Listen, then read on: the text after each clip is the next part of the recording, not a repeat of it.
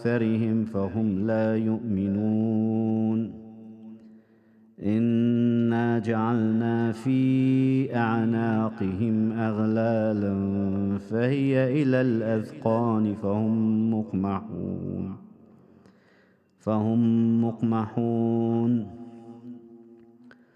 وجعلنا من بين أيديهم سدا ومن خلفهم سدا فأغشيناهم فهم لا يبصرون وسواء عليهم أأنذرتهم أم لم تنذرهم لا يؤمنون إنما تنذر من اتبع الذكر وخشي الرحمن بالغيب فبشره بمغفرة وأجر كريم إنا نحن نحيي الموتى ونكتب ما قدموا وآثارهم وكل شيء أحصيناه في إمام مبين واضرب لهم مثلا أصحاب القرية إذ جاءها المرسلون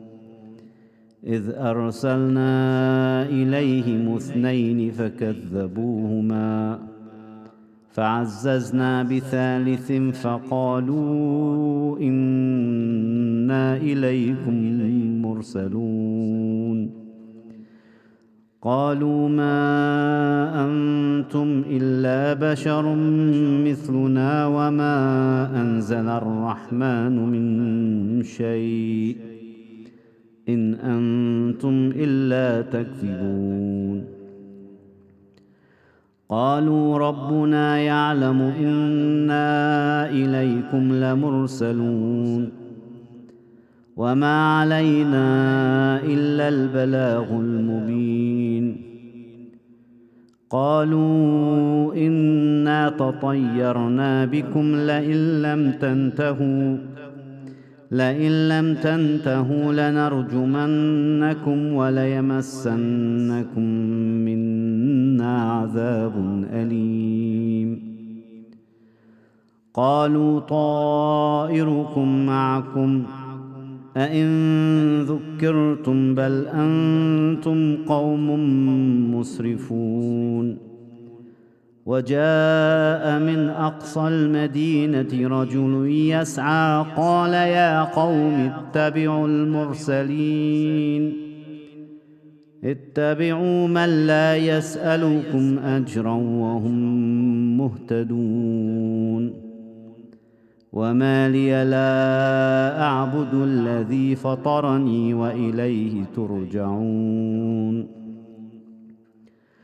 أأتخذ من دونه آلهة إن يردني الرحمن بضر لا تغن عني شفاعتهم شيئا ولا ينقذون إني إذا لفي ضلال مبين إني آمنت بربكم فاسمعون قيل ادخل الجنة قال يا ليت قومي يعلمون بما غفر لي ربي وجعلني من المكرمين وما أنزلنا على قومه من بعده من جند من السماء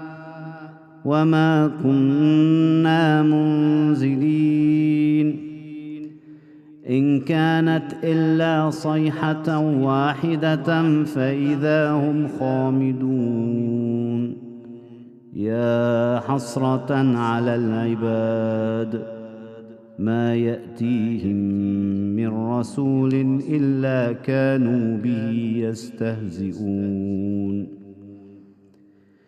ألم يروا كم أهلكنا قبلهم من القرون أنهم إليهم لا يرجعون وإن كل لما جميع لدينا محضرون وآية لهم الأرض الميتة أحييناها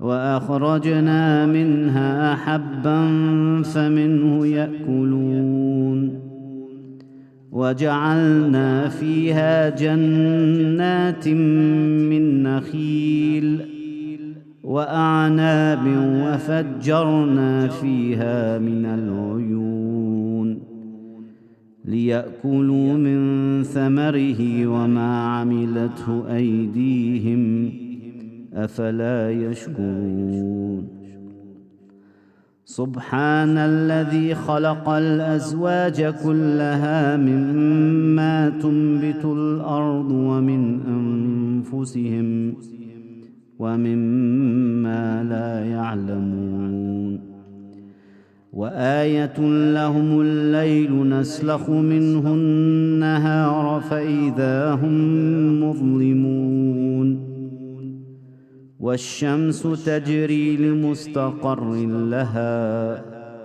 ذلك تقدير العزيز العليم والقمر قدرناه منازل حتى عاد كالعرجون القديم لا الشمس ينبغي لها أن تدرك القمر ولا الليل سابق النهار وكل في فلك يسبحون وآية لهم أنا حملنا ذريتهم في الفلك المشحون وخلقنا لهم من مثله ما يركبون وإن نشأ نغرقهم فلا صريخ لهم ولا هم ينقذون إلا رحمة منا ومتاعا إلى حين وإذا قيل لهم اتقوا ما بين أيديكم وما خلفكم لعلكم ترحمون وما تأتيهم من آية من آيات ربهم إلا كانوا عنها معرضين وإذا قيل لهم أنفقوا مما رزقكم الله قال الذين كفروا للذين آمنوا أنطعم من لو يشاء الله أطعمه إن أنتم إلا في ضلال مبين ويقولون متى هذا الوعد إن كنتم صادقين ما ينظرون إلا صيحة واحدة تأخذهم وهم يخصمون فلا يستطيعون توصية ولا إلى أهلهم يرجعون ونفخ في الصور فإذا هم من الأجداث إلى ربهم ينسلون قالوا يا ويلنا من بعثنا من مرقدنا هذا ما وعد الرحمن وصدق المرسلون إن كانت إلا صيحة واحدة فإذا هم جميع لدينا محضرون فاليوم لا تظلم نفس شيئا ولا تجزون إلا ما كنتم تعملون إن أصحاب الجنة اليوم في شغل فاكهون هم وأزواجهم في ظلال على الأرائك متكئون لهم فيها فاكهة ولهم ما يدعون سلام قولا من رب رحيم وامتازوا اليوم أيها المجرمون ألم أعهد إليكم يا بني آدم ألا تعبدوا الشيطان إنه لكم عدو مبين وأن اعبدوني هذا صراط مستقيم ولقد أضل منكم جبلا كثيرا أفلم تكونوا تعقلون هذه جهنم التي كنتم توعدون اصلوها اليوم بما كنتم تكفرون اليوم نختم على أفواههم وتكلمنا أيديهم وتشهد أرجلهم بما كانوا يكسبون ولو نشاء لطمسنا على أعينهم فاستبقوا الصراط فأنى يبصرون ولو نشاء لمسخناهم على مكانتهم فما استطاعوا مضيا ولا يرجعون ومن نعمره ننكسه في الخلق أفلا يعقلون وما علمناه الشعر وما ينبغي له إن هو إلا ذكر وقرآن مبين لينذر من كان حيا ويحق القول على الكافرين أولم يروا أنا خلقنا لهم مما عملت أيدينا أنعاما فهم لها مالكون وذللناها لهم فمنها ركوبهم ومنها يأكلون ولهم فيها منافع ومشارب أفلا يشكرون واتخذوا من دون الله آلهة لعلهم ينصرون لا يستطيعون نصرهم وهم لهم جند محضرون فلا يحزنك قولهم إنا نعلم ما يسرون وما يعلنون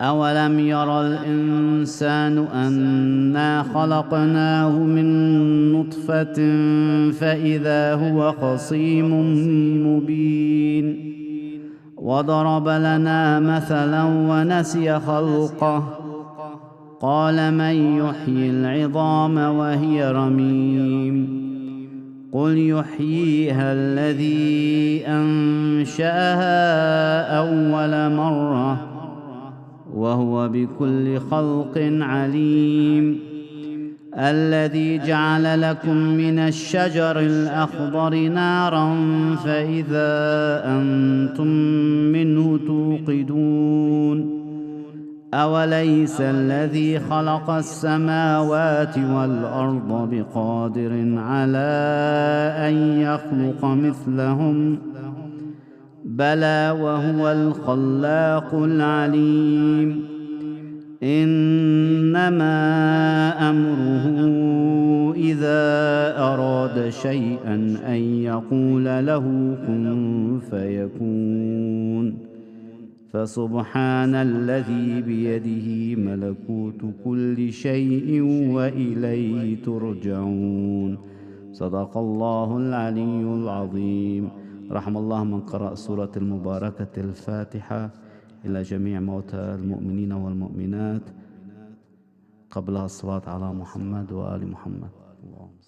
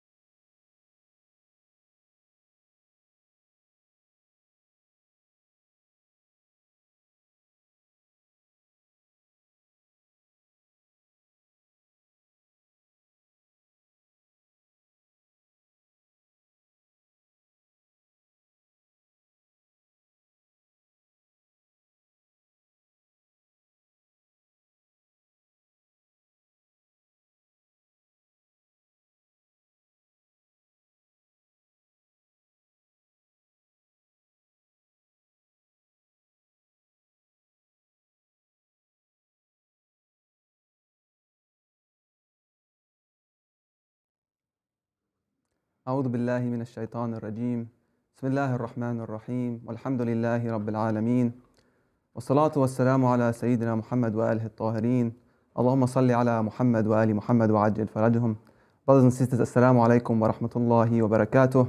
And after a 3-week hiatus for our Muharram program, we're back with another edition of our weekly talk show. This week, coinciding with the anniversary of his martyrdom, our topic will focus around Zayn al-Abidin, Sayyid al-Sajjadin, al-Imam al-Ali ibn al-Husayn alayhi salam. And the purpose of today's program is to widen our scope and widen our range of knowledge and information about the life of this Imam. With us this week is Sheikh Muhammad Mehdi. Sheikh, Assalamu alaikum wa rahmatullahi wa barakatuh. Wa alaikum assalam wa rahmatullahi wa barakatuh. It's a pleasure once more to have you on the program. The pleasure's mine. How have you been? Alhamdulillah. I'm coping well. Coping well under the current situation? Yeah. Alhamdulillah. Now, just before we get into our program, overnight many of us would have heard of the passing of His Eminence Grand Ayatollah Muhammad Saeed Al-Hakim. And we at the Ja'fariya would like to send our condolences, first and foremost to the Imam of our time, Ajjallahu ta'ala farajahu sharif, as well as the Maraja, and to all the believers on this big loss for the Islamic Ummah. May Allah subhanahu wa ta'ala place him with Muhammad wa Ali Muhammad alayhimus salam. With that said, Shaykh, can you tell us a little bit about His Eminence and just how big a loss this is for the Islamic Ummah? Well, firstly, we use this narration often and we don't really fathom what we are saying. And we should, that when a scholar dies, there is a void in our religion for us that cannot be filled. We have lost. Every time you lose a scholar, it's a massive loss for us. Especially in the case of Sayyid Muhammad Saeed al-Tabatabai al-Hakim. As you can see, everyone is in mourning. There's no one of any group or party. Everyone's in mourning. It's a massive loss. He's one of the 4 main Maraja and Najaf al-Ashraf. I remember when I was young, at the time my father was the representative of Sayyid Abul Qasim al-Khu'i, rahmatullah alayh. And after he passed into God's mercy, my father used to say Sayyid Muhammad al-Ruhani was that's who he would advise was the next most alam. And then after Sayyid Muhammad Ruhani died, my father used to advocate for Sayyid Muhammad Saeed Tabatwa al-Hakim. And then my father passed away. But at that time, that's who he considered to be the alam. And that's to let you know, someone that carried weight from my father being a representative of Sayyid Muhammad Baqir al-Sadr and Sayyid Abu Qasim Khu'i would mention this about him. Another story which I would like to bring, besides the fact that he was a big defender of Sha'a'ir, and when Muharram, it's a fitting time for him to pass into God's mercy.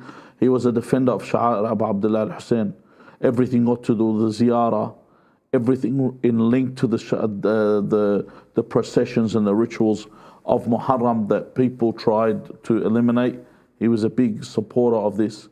One of the stories that I heard and I would like to share is that one of his students once said that he was studying with him. He said, and I've mentioned this in lecture without mentioning the Marja''s name, so now it's a fitting time to mention it. He said that when he studies his bahath with Sayyid Muhammad Saeed Tabatwa al-Hakim, he said, I learnt from him 70% from his demeanor and 30% from what he was actually teaching. And I said, how so is that? He said, because when he used to teach in Iraq, the electricity is like Lebanon, and that kind of same kind of setting. He said the electricity would cut out, the microphones would turn off, the fans would stop. This is in Iraqi summer. And he said, yet the Sayyid would continue to give a lecture, not say, all right, it's too hot, everybody go home. And he was old age. We're talking about the time he was in his 70s, and he passed to Allah's mercy in his late 80s. But at the time he was in his 70s when this story happened, and yet he would stand firm. So he was a mujahid.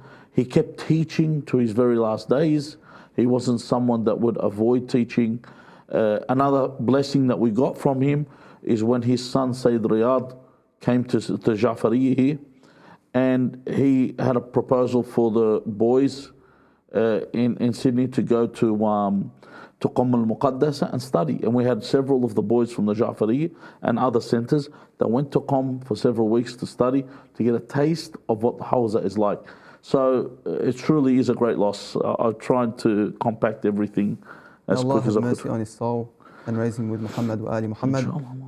Sheikh Imam al-Sajjad, alayhi salam, born on the 5th of Shaban, 38 years after Hijrah. His imamate obviously began on the 10th of Muharram after Waqi'at Ashura, 61 years after Hijrah. After this, he was the imam for just over 34 years, until ultimately he was martyred on the 25th of Muharram, 95 after Hijrah, at the same age of his father, alayhi salam. So during this time, the Islamic Ummah underwent such a drastic change. And what we want to do today is first focus on the imam prior to the Battle of Karbala, then clear up some things regarding post-Ashura, as well as try and look at the contribution of this imam during this turbulent period. So first of all, Sheikh, what records do we have of Imam Sajjad prior to Ashura? أعوذ بالله من الشيطان الرجيم فضله بسم الله الرحمن الرحيم الحمد لله رب العالمين والصلاة والسلام على محمد وآله الطيبين الطاهرين. اللهم صل على محمد وآل محمد. Firstly, with regard to the Imam's life, his life's documenting his life really began after Ashura. And there's a reason for this, because there was always a low profile with the Imam. And if you look further on in our discussion, we'll talk about, which I anticipate the questions will be regarding as to why he wasn't killed in that, which is usually the questions you get asked every year with regard to the Imam. There was a real low profile, so before Muharram, there isn't much written about him. More than the one that was out there that everyone knew about was Ali al-Akbar. كان أشبه الناس خلقا وخلقا ومنطقا برسول الله. That he was the most alike to Rasulullah in resemblance, in manners, and in his speech. And that's who would have was known more before the 10th of Muharram, and there was a reason for this. There was a purpose for this. So you mentioned again surviving the events of Ashura. We know that the enemies of Abu Abdullah, the enemies of Imam Hussein, were hell-bent on making sure that no one survived. And particularly so that they would have been aware of the hadith that say that Ahlul Bayt and the Imams come from the children of Imam Hussein alayhi salam. So how did the Imam indeed survive? Okay, firstly, we go into that main first part question that we brought forward. The first reason that he survived had to do with the actual imamate.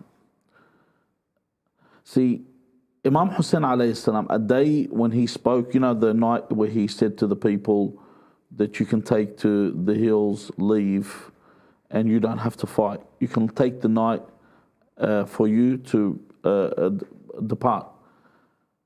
He actually told them they don't want to kill anyone other than me and Ali al-Akbar. Why would he say Ali al-Akbar? Not Ali Zain al-Abidin alayhi salam. Because everyone was under the impression that Ali al-Akbar was the Imam. And this was made to make them feel that way. So they were only after the Imamate. They wanted, because they failed to do so with Imam Amir al-Mu'mineen. Muawiyah had failed to do this, and then he had the problem with Imam al-Hassan. Because this was a problem, just like the devil had a problem with Adam. So Muawiyah had a problem with Imam Hassan. And then Imam Hussein. So they said, let's just end it all. We'll kill Imam Hussein alayhi salam, and we'll kill Ali al-Akbar, who they thought was Ali ibn al-Hussein, as in Zain al-Abidin. That's who we'll kill. And they had attempted to assassinate the Imam previously, we mentioned in the Majalis in Mecca. And the other thing is, to let you know that they were only set on the Imam and his son, the Imam from the very beginning, is they even gave proposal to Abu Fadl Abbas to leave Imam Hussein. Come leave, because this is who we want. We don't want anyone else. So what Allah Azza wa Jal has done in here, and He's done this before, is He implements a system of putting like a decoy, if you say. So if you will, if you want to look at it in this way. And in the case of Ali al-Akbar, when Imam Hussein gives permission to Ali al-Akbar to fight, what does he say to Umar ibn Sa'ad? He says, قَطَعَ اللَّهُ رَحِمَكَ كَمَا قَطَعْتَ رَحِمِي. What would he say? That may Allah cut off your posterity like you've Cut off mine. Why would he say you've cut off my posterity? لَعَلَّهُ, the purpose, it's possible that the purpose was so that they can know that you've cut off the imamah here by killing Ali al-Akbar. And this has been done before with the with Imam al-Sadiq alayhi salam, his son Ismail.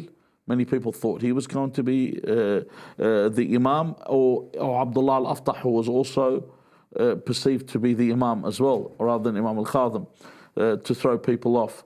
And we also have a narration, and to go with this, where the Imam al-Qadhim alayhi salam, and this is why a lot of people actually thought Ali al-Akbar, whom was the eldest son of the Imam. Imam Zain al-Abidin was the second eldest. And in the case of Ismail, Abdullah al-Aftah, who was the eldest son of Imam al-Sadiq, so how was the Imam after him Imam al-Qadhim? So especially when the hadith, the Imam al-Qadhim says, Inna lil-imam alamat an yakuna akbaru wuldi abihi ba'dah.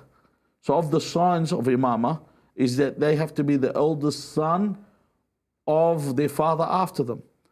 So, but then we know that this is in context with something. What's it in context with? Because Imam Hussein was the second eldest. Or otherwise it would have been Imam Hassan, then his first would he eldest. have been the eldest at the time, surviving? No. This is possible the Imam meant it after him. Because after Imam al-Qadhim, yes, it's always the oldest that's been the Imam. Do you know what I mean? Yeah. So there it could have been in that case.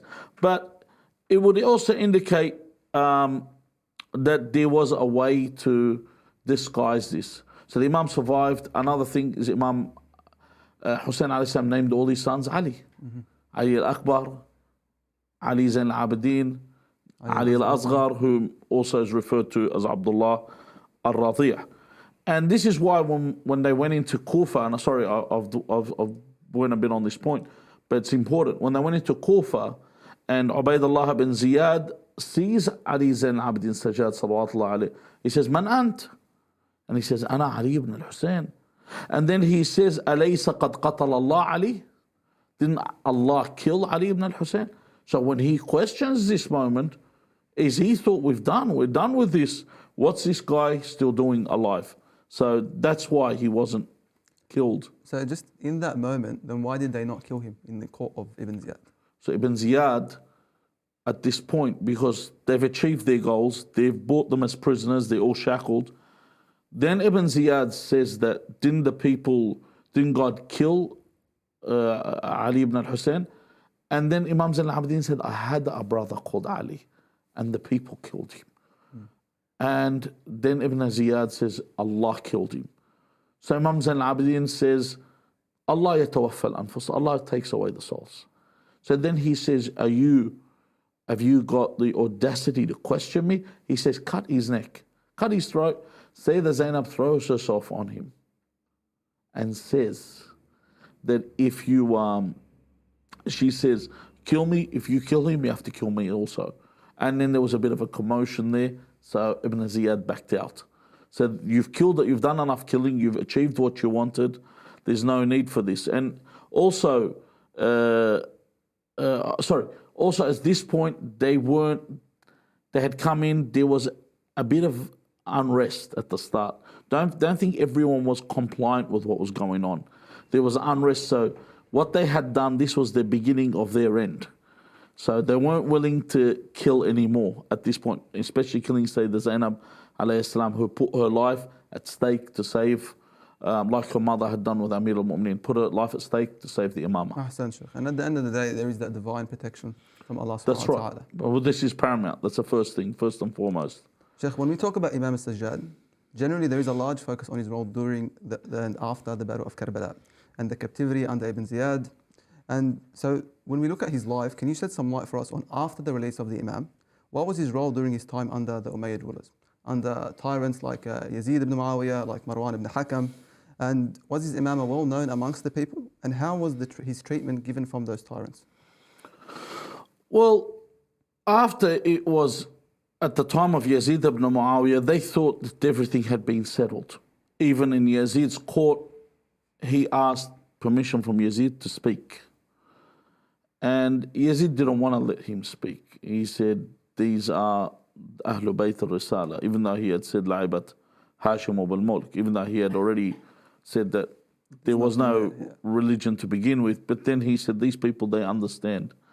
So he allowed him to speak. The speech that the Imam gave, he introduced himself to the world. The ones that don't know me, I will tell you who I am. And this made the people weep. So what Yazid did, the effect from this sermon of Imam Zain al-Abidin caused Yazid to pin the blame on Ubaydullah bin Ziyad. Say, look, if I was in Karbala, I would have protected Imam Hussein. Because everyone wanted to wash his hands from this stain that he couldn't get rid of. And he pinned it on Ubaydullah bin Ziyad. That was the first movement that the Imam did. And afterwards, he'd actually negotiate. He negotiated with the Imam, what do you want? You know, what can we do? The Imam said to give him back their property, give him the women and the children, give him the heads. So yeah, Yazid ibn Muawiyah agreed to give everything except the heads. Was this due to the fear of the people revolting? Because they are Ahlul Bayt in there was unrest after he spoke. Yeah. And this is why, if you even notice, a lot of tyrants do this. They'll kill someone, and if everyone's complicit with the killing, they won't say anything. But if they see there's unrest, they'll say, capture the killers. This happened, we didn't know about it. You know, and people actually believe this. Like I was once studying with Russian history during Joseph Stalin. The people in the gulags that were being tortured in Siberia, they used to all say, only if Joseph Stalin knew what was happening to us, he would never accept it. So a lot of people have this perception that the tyrant doesn't know what's going on. You know, even though it's under his command that these things happen. So Yazid made it out, look, I didn't know this happened. If I knew, I would have prevented this. This was all from Ubaydullah bin Ziyad. So the Imam spent most of his life in Medina. He would only travel to Najaf to visit the grave of Amir al-Mu'mineen, or to Karbala to visit the grave of Imam Hussein alayhi as-salam. After Yazid, there was Muawiyah II, the son of Yazid. He wasn't in power for too long. So, but he actually played a vital role, a pivotal role, in whether I don't know what his reasoning was behind it, but he exposed his father Yazid and he exposed his grandfather Muawiyah for what they were. But he didn't last long. Then from there, that was the end of the Sufyani rule, the Bani Sufyan. Still Umawi, but now we went to Banu Marwan. And this is something that astonishes me. Historically, in Banu Umayyah, when they entered power, they didn't enter with anyone that didn't have stripes before. Like Muawiyah was someone that was involved in battles, you know. Whereas Marwan ibn al-Hakam, who was the first Khalif of Banu Marwan, was known by historians, and everyone knows his title, the Muslims, as Al-Khayt al-Batil, okay? The thread of falsehood. And he was known, like thread because he was skinny, of falsehood. This guy was known for his cowardice. He was absolutely, everyone would know about when they'd say Marwan al-Hakam, everyone knows he was a coward. His father was also a coward. So they were known as people that would never want to confront anyone. But however, he became the Khalif. And I was always told as a child, my father used to always say, don't be scared of the warrior. He said, always be scared of the coward, because the coward will stab you in the back. You know, that's why if you look at the methods in people, there are people that kill face to face, or people that fight face to face, and then there are people that will kill in the most cowardly way, or fight in the most cowardly way. I'm talking about in a righteous kill. I'm not talking about in whatever people. We're talking about the past when there was these incidents and that. So, but during his rule, the Shia began to disappear. When I say they disappeared, they would conceal their identities. So no one would say anything about them being Shia. He put in power, he's the first one to what was I going to say? He was the first one of Banu Marwan that really propagated the cursing of Ali ibn Abi Talib alayhi salam on the manabir. So it was a sunnah of Muawiyah, but he's the one that pushed it with full force. And the believers that, like I said, concealed themselves were doing that because they were being killed. After he finished rule, we come towards Abdul Malik ibn Marwan, and this is where the Imam's story comes in. See, Abdul Malik ibn Marwan was someone that played a role. He was always in the mosque. They used to call him Hamamatul Masjid. So they used to call him the mosque's pigeon. Yeah, I was going to say something else. But he was always in the mosque all the time. And he was someone that was acting all righteous and in a manner that he was good. But the second he got power, he actually held the Quran. He was reading it. He said, "Hada firaqum bayni wa baynik." This is where you and I depart. These are all narrations. These aren't stories, fairy tales. So he closes the book. These are historian documents. He puts down the Quran, says, "You and I are separate our ways." Wow. And his inauguration speech is very similar to Saddam's speech.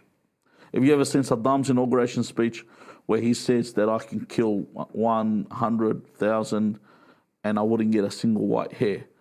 This guy was saying, right from the start, he got in, he says, "Wallah, by God, لو أن أحد أمرني بتقوى الله لضربت عنق." Whoever tells me while I'm in power to fear God, he says, I will strike their neck. So in other words, I'm God. I'm in charge. And he was the one that he was really known for being, like he was a Yazidi type in the sense he loved to drink. But Yazid was heavy on the beer. Yazid loved drinking beer, fuqah. Abdul Malik Marwan was probably, in Western terms, he was more classy in the sense that he would actually drink wine. So they both were alcoholics. And in one narration, he was told by Darda, "Haven't you drank enough wine?" He said, "I haven't drank." He said, "I've drank so much wine that I have even quenched my thirst with blood." And they say that he would drink till the blood of believers, and this is an actual historic document, that he would actually drink blood of the believers. That's what type of person he was. And he's the first one to appoint all the tyrannical governors. Of all the tyrannical governments he brought in, was the most ruthless of them all, Hajjaj ibn Yusuf al-Thaqafi. And he placed him as the governor in Medina where Imam Ali ibn al-Hussein was. So Imam Ali ibn al-Hussein alayhi salam is where Abdul Malik ibn Marwan is. Is Hajjaj ibn Yusuf al-Thaqafi. Hajjaj ibn Yusuf al-Thaqafi says to Abdul Malik, he says to him that you cannot resolve your problems till you kill Ali ibn al-Hussein. And Abdul Malik is someone that knows history. He says, look, Al-Sufyan fell when they killed Al-Hussein ibn Ali. I will not kill Ali ibn al-Hussein because I know what the result is. I want to stay in power. So that was the only reason Abdul Malik ibn Marwan did not kill him. However, Al-Hajjaj was involved in destroying the Kaaba. He's the one that went into the shrine of Rasulullah sallallahu alayhi wa alihi wasallam. Not that there's much different now. They don't let you visit properly now. But he said, don't, because people used to walk around the shrine, around the darih. Yeah. Because back then it wasn't segregated, men and women. These are all new things. Back then, the shrines and the mosques, they weren't segregated. Jadawallah Masjid al-Haram. So they would do tawaf around the Prophet's darih. This was something normal. And he would say, do not do tawaf around the darih of Rasulullah. He would say, a tomb of decayed bones. This is how disrespectful he was. He said, go to Damascus and do it around the palace of Abdul Malik because he is the living Khalif. So go do it there. Abdul Malik Marwan he got affected a lot from the Imam because people love the Imam. People too. فَجْعَلْ Allah, Nabi Ibrahim's dua, فَجْعَلْ أَفْئِدَةً مِّنَ النَّاسِ تَهْوِي إِلَيْهِمْ. They loved them. The people would go in their direction. So he was one of the first people to start this arresting thing. Before no one used to arrest them. Taban Amir al-Mu'mineen was taken for bay'ah, but generally arresting and locking up. The first person to be actually arrested was Imam Ali ibn al-Hussein Zain al-Abidin alayhi salam. So they shackled him. Obviously, with Yazid took him as a prisoner of war, but they've taken him from his home, they've shackled him, they put him in manacles. And as they're taking, Az-Zuhri says, Ya Ibn Rasulullah. He says, it's hard to see you being taken like this. And the Imam Ali ibn al-Hussein says to him, they take me out of my own will to let them know the position of the Imam. But if I will, they cannot. As Zuhri says, where would they place him to rest? With the shackles on, in the room they place him in, on the travels or the tent. He says they come back, all they find are the shackles and the manacles, the Imam's not there. So he shows us, Zuhri, this is what we can do. If we want, we can leave. So this was a miracle that Zuhri witnessed all the way, and I want to get to the last one. That he left. Who was left? The last one was the Khalif of Walid. That was Walid ibn Abdul Malik. So he was the next Khalif that the Imam lived at his time. He was really stubborn. He was really unjust. And this guy was especially stingy. He was like Mansur al-Dawaniqi. Al-Walid ibn Abdul Malik was known for being stingy. They used to have a lot of nicknames for him about his stinginess, but he was also a very malicious tyrant. Of the crimes he committed was during Walid ibn Abdul Malik's time, was when Al-Hajjaj ibn Yusuf al-Thaqafi killed Sa'id ibn Jubair. And the murder of Sa'id ibn Jubair was humongous. Why? Because Sa'id ibn Jubair was a scholar and a jurist of the Shia. And the thing is, he was an alim that was accepted by the Sunnah and the Shia. Everyone considered him to be someone of status. He was someone that didn't actually incur any wrath. He wasn't someone that was outspoken. He wouldn't publicly curse the enemies of God. So he was very cautious. And so he killed him بغير حق. And this was under the rule of Walid. And Walid was the one eventually that killed the Imam. He was the one that would poison the Imam. Sheikh, you mentioned all these different characters. Yeah. Characters is putting it lightly. And so the people at the time, obviously there was a lot of unrest. And we know of a number of movements that occurred during the time of Imam Zain al-Abidin. Two of which are the Tawwabun uprising, the repenters, and Mukhtar al-Thaqafi's uprising. Now, did the Imam have any relationship to do with those uprisings? Did he approve it as far as we're aware? And what's the Islamic standpoint on these uprisings taking place when there is Imam present? Okay, firstly, living here today, some people will tell you when Daesh came into Iraq and Daesh was in Syria, everyone was talking, is jihad against Daesh justified or not? And they say, we need the marja to give a fatwa. You don't need the marja to call you at Salat Subah, say, listen, Hajj Mehdi, it's Fajr time, get up and pray. You don't need the marja to see you when you're out in the street, you're with a friend, they need to get up and someone's not fasting in Ramadan. For you to do Amr al-Ma'ruf, the marja doesn't call you and say, Hajj Mehdi, listen, do Amr al-Ma'ruf here with this guy, he's not fasting. Or Nahy al-Munkar, stop someone from committing a sin. The marja doesn't come and enforce the law. He tells you what the law is. Jihad is part of furu' ad-din. It's part of abwab, the furu'.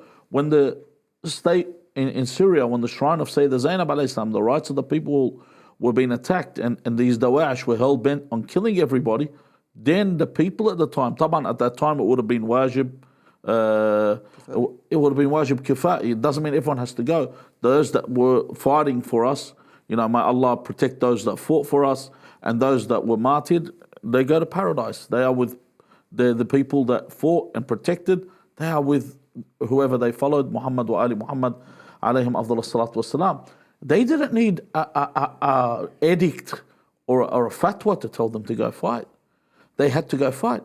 Now, in the case of the Tawabin, they were Shia. We don't have any hadith when Imam comes and says, listen, they didn't get permission from Imam. I've never seen a hadith that says they go in hell because they didn't get permission. No. At-Tawabin was Shia. They were so disturbed. They were so angry because they had left Imam Hussein to be killed. And they couldn't handle this. They took out their swords from their scabbards. They broke their scabbards not to sheathe the swords again. And they said, we're going to fight. We're going to rise. Look what's happened. But we don't have, I didn't come across any evidence of Imam Zayn al-Abidin accepting or rejecting what they did at all. But then you mentioned the thawra of Mukhtar al-Thaqafi. This has been something that's been debated for years. There are some people, honestly, they research history and they love to do takfir. Same people today. You know, the people that say this, Rajul Din's Alim is a muqassir, la'natullah alayh. He's fallen short, la'natullah. And the ones that say this, Alim Din is a mughali, la'natullah alayh. The ones that love doing takfir on everyone.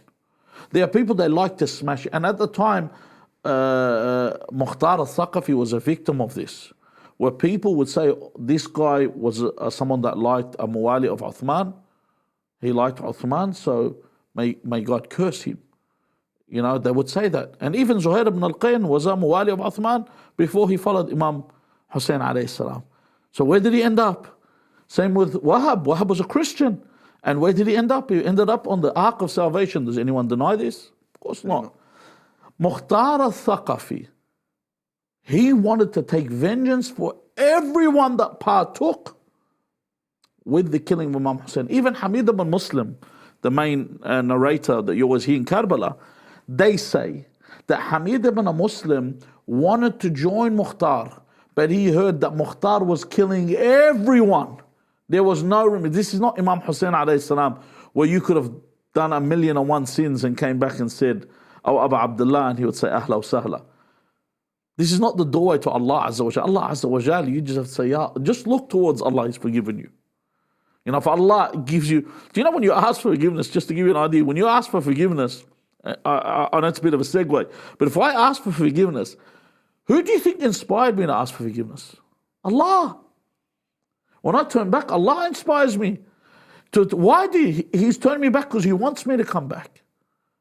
So Hamid ibn Muslim, Mukhtar is not Allah. Mukhtar had in his head, I'm killing everyone that partook in the killing of Abu Abdullah Hussein. So they say Hamid ibn Muslim fought with the Tawabin. That's what they say about him. I don't know whether this is fully reliable or not. But with Mukhtar al-Thaqafi and his thawra, we mentioned with Mukhtar al-Thaqafi and his thawra, what we have is several things. Number one, the Alawiyin, which were the Sayyid, what we call Sayyid today, the ones from the posterity of Imam Ali alayhi salam, were pleased with Mukhtar al-Thaqafi. And don't forget, when we say Alawiyin, we're not talking about, today you have people that are related to the Prophet, have nothing to do with the Prophet. But you have the righteous people that are related to the Prophet. The Alawiyin, we're talking about the righteous ones that were pleased with what Mukhtar did. Muhammed ibn al-Hanafiya, the son of Amir al-Mu'mineen, salawatullahi wasalam alayh, was pleased and he did prostration of shukr.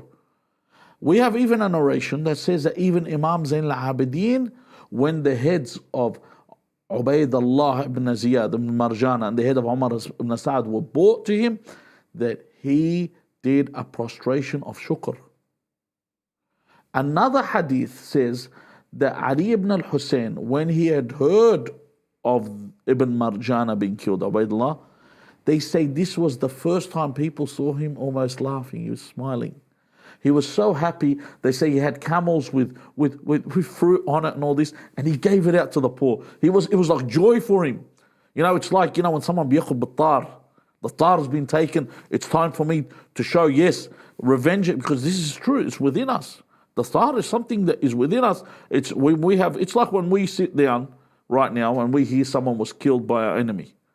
And then when you see one of our enemy get killed, how happy do you get? Because the tar gets taken.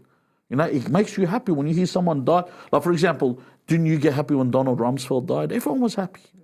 Everyone was happy that Donald Rumsfeld's united with his lover, Saddam, in, I don't know which orifice they're going to be cast in the fire of hell, but they go into there. So these people, this makes you happy. Imam Zayn al-Abidin alayhi salam was happy when Mukhtar had killed them. So that would show support for this. And Ahl al-Bayt alayhim salam show support in this manner. But I haven't seen somewhere where the Imam, I haven't seen, unless someone can show me, where they were against the jihad. They never showed where they were against the rising of this. That's about the way he dealt with these situations. Ahsan Sheikh. Sheikh, we've discussed a lot of the things that have been happening around the Imam. Now, from Imam al-Sajjad, we have a number of glorious texts that have reached us. We've got Sahifat al-Sajjadiyya, Risalat al-Huquq, Dua Abu Hamza al-Thumali, just to name a few. And while we don't have time to cover all of these texts, I want to talk a little bit about Sahifat al-Sajjadiyya. It's a very important text, this book of supplications of the Imam, which contains various supplications for specific reasons, but it's also a treasure of divine wisdom and Islamic teachings. Sheikh, can you give us and tell us a little bit about the importance of this book and maybe give us a few gems from this book as well? Firstly, the books that you mentioned, they're great books. Nothing holds a candle to Sahif al-Sajjadi. Not Risalat al-Huquq, not anything you want to talk about. Sahif al-Sajjadiyya, you know how the other schools of thought mention that Bukhari is the next best book to the Quran. You know, this is their gem. You know what I mean? The inspiration for satanic verses is the gem for after the Quran. Our scholars say the sister of the Quran is Sahif al-Sajjadi. If you want to have a book, it's that.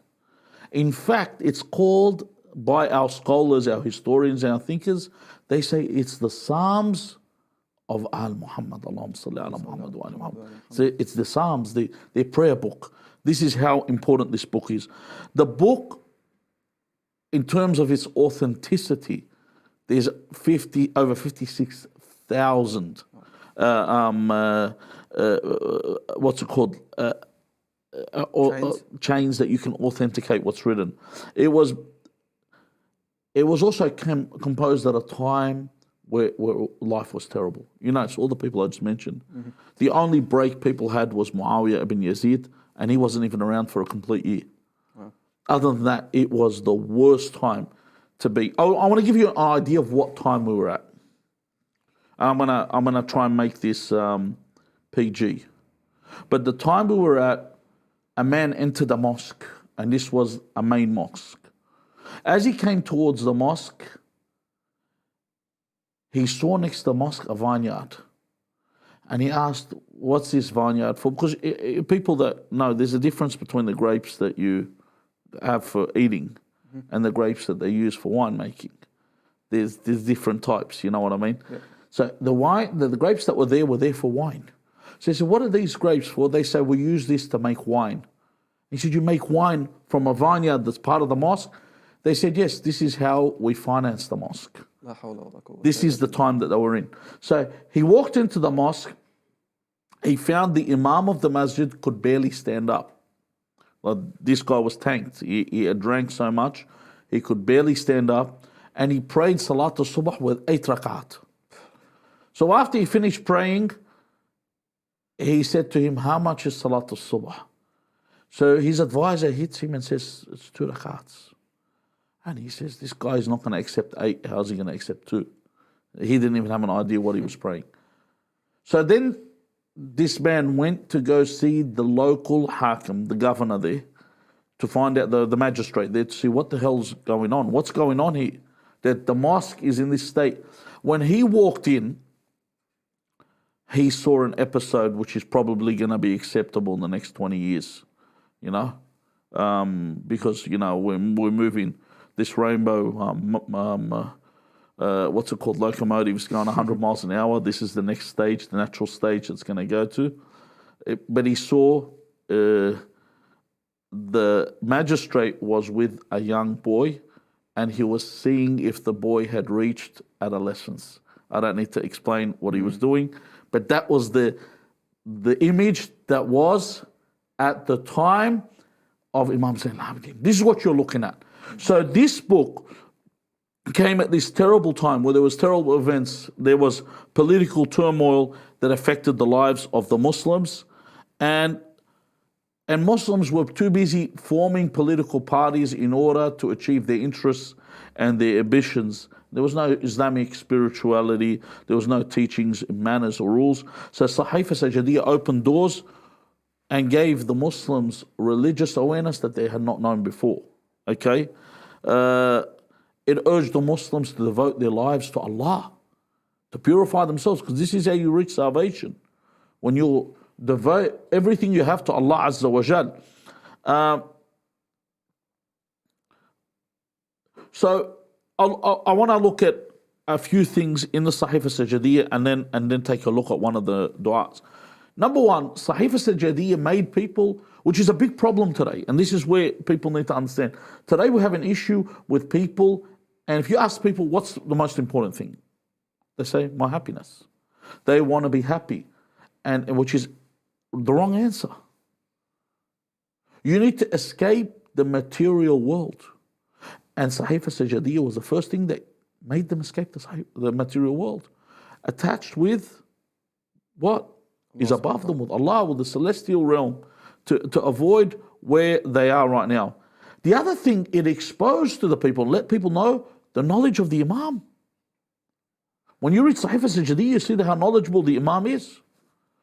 Another thing, it told people how to deal with God, to be humble before their Lord, to humility, to humble yourself. Because like sometimes you're reading Dua Qumel, Ana Abdukal Faqir, Al-Haqir, Al-Miskin, Al-Mustaqeen, all these in du'as, we have all these things where they really put themselves down in dua. Some people don't like this. They say, well, I don't want to put myself down. Some people, like I remember there was a man, he was a leader of a tribe, and he didn't pray. So people used to say, why doesn't he pray? They said, he's the leader of our tribe. He can't bend down to God. He's got to keep his head up. He's got to arfa rasu. He's got to keep his head high in the air. So they didn't know how to humble themselves before God. The other thing the Imam taught them is to have hope in mercy. To have hope in, not to sit there and think it's the end of the world, it's the end of the rope. I don't have any more chances. Through Sahifa Sajjadiyya, people learn to have hope in mercy during these turbulent times. Another one, not only about hope in mercy, but your argument to get mercy. When you're reading, for example, you mentioned Dua bi Hamza Thamali, when he says to him, Allahumma innaka anzalta fi kitabika al-afu. You told us in the Quran to pardon. Wa amartana an na'fu an man zalamana. You commanded us to pardon whoever oppresses us. Not if someone takes your right, you want to pull their eyes out. No, forgive. It's better to forgive. You know how they say to err is human, to forgive is divine? Mm-hmm. Allah taught us this. He says, فَقَدْ ظَلَمْنَا أَنفُسَنَا فَاعْفُ عَنَّا فَإِنَّكَ أَوْلَى بِذَلِكَ مِنَّا. Practice what you preach, in other words, in a very good way, because this is the Imam's teaching, that you have taught us this, you're first to do this. Because you're God. So he taught us in a way to ask forgiveness.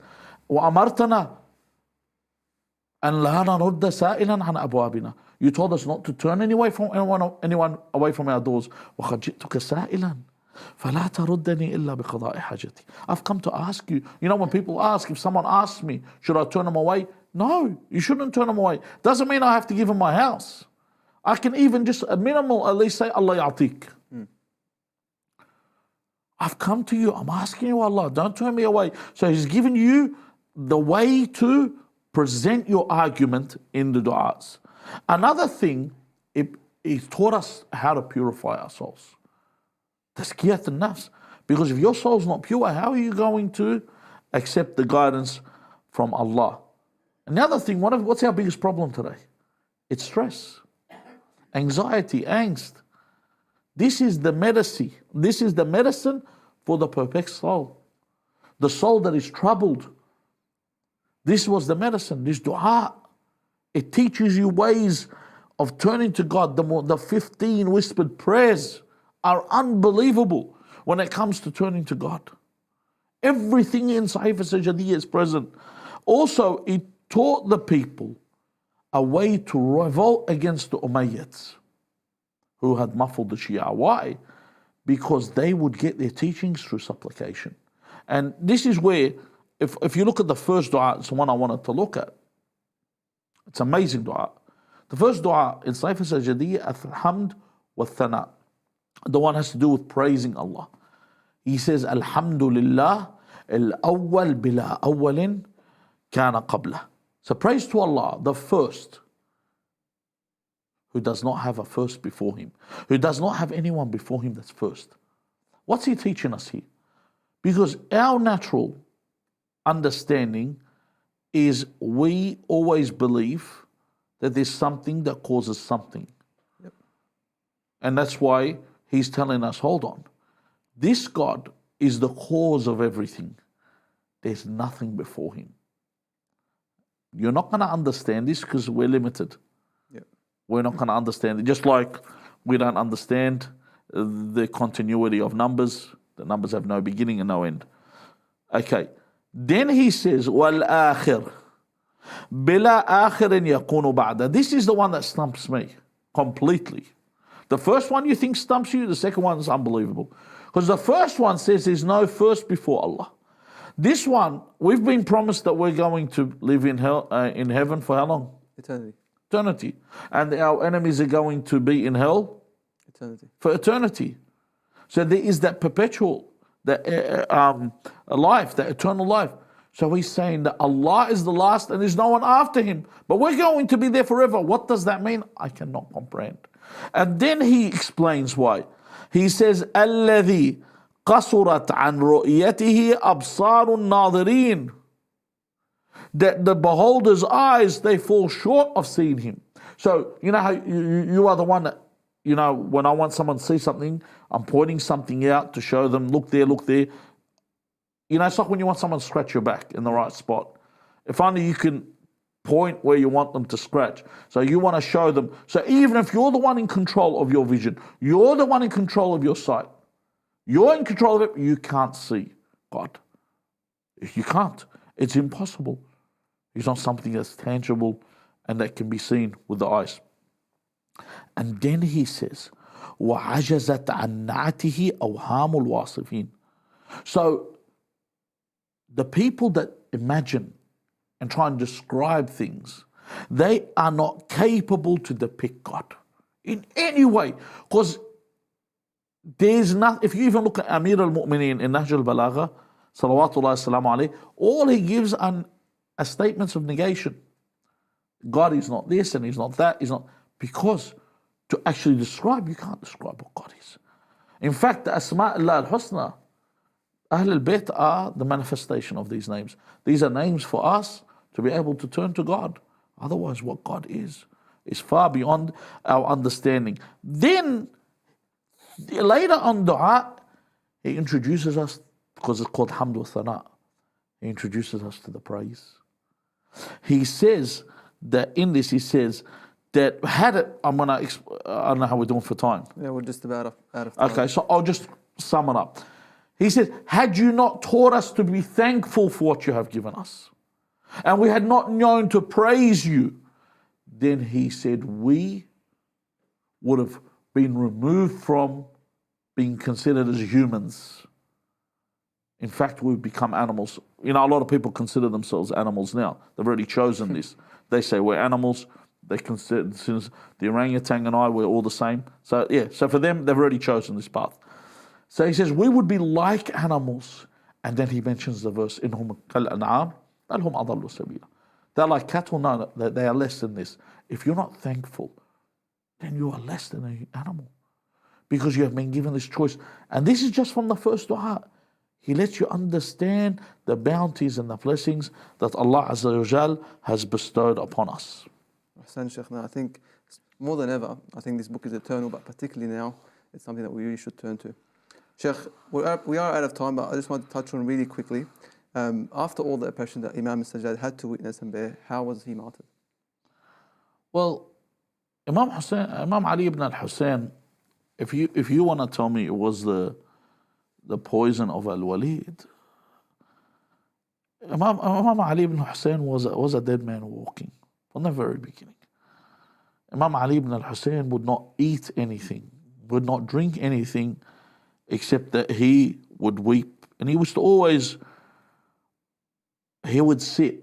Could you imagine? He sits, and every time he used to look at his family members that were there, he would remember the enemies of God come into the tents and say, burn the tents of the oppressors, burn the tents of the unbelievers. And he would witness these events in his life. And his whole life was surrounded like this. He would constantly be someone in memory of what actually transpired before his eyes and what hurt the most. And this is when Imam Abu Abdullah al-Hussein alayhi salam, when he comes to Al-Qasim ibn al-Hasan, and Al-Qasim is calling him, and the Imam, it says he comes so swiftly and removes his killer. And then he sees him die before his eyes, and he says, Ya azzu ala ammik. It's so difficult. How can I bear that you call me and I cannot answer you? How did Imam Ali ibn al-Hussein live when he was ordered by Allah Azza wa Jal to be patient? That when the Imam said, Hal min nasirin, is there anyone to help us? Is there anyone to aid us? Is there anyone to protect the family of Rasulullah?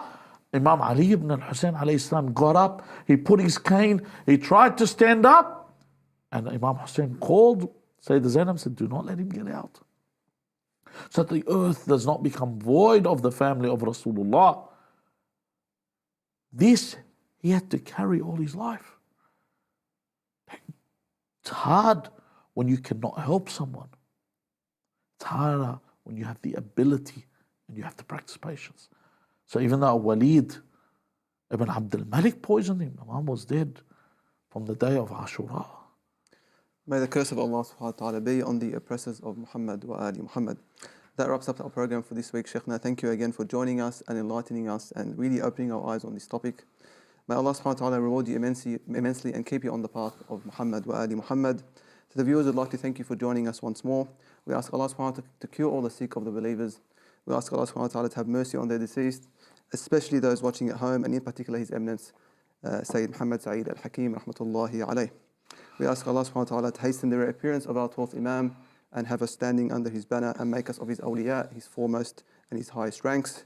Thank you once more. Fi aman Allah. Wassalamu alaikum wa rahmatullahi wa barakatuh.